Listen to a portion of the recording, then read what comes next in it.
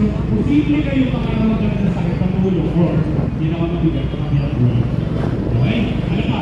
Kuya, pag-click. Okay, next. Dito ang zoning liner.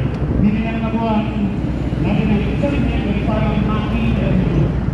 That's na pagkakaroon yung ating side. Okay? Ang tawag mo dito ay impact ng zoning liner.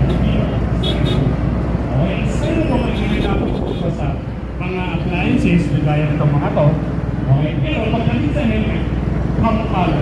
Pero ang tawag ko yun ay impact ng zoning liner. Tapos sa